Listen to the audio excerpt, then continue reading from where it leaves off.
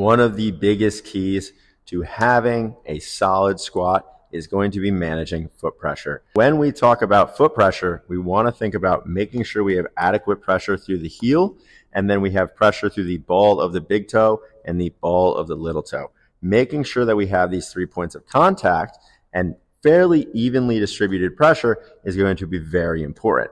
Now, a lot of times we talk about maintaining even pressure, but we don't take into account the fact that some people are going to be a little bit more biased towards pressing through their toes. Some people are going to be biased towards sitting back in their heels, right? And we need to be able to course correct for this. So a good way to think about this is step one, just like we said, make sure we have heel pressure, ball of the big toe, ball of the little toe, right? And then we could put some pressure through the arch of our foot.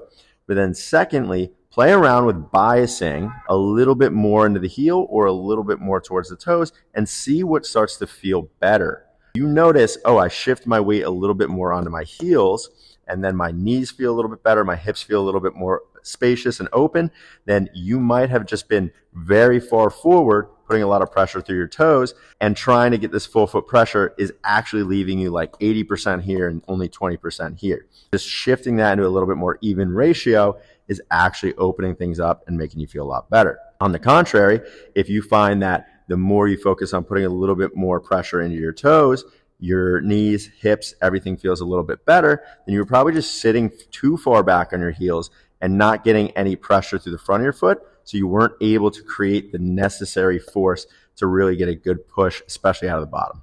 To reiterate, heels, ball of the big toe, ball of the little toe, make sure we're thinking about putting some pressure through the arch, and then play around with where the majority, and I'm talking like 60-40, right? Nothing crazy, where the majority of the pressure is and how we can use that to find our ideal position or our ideal setup.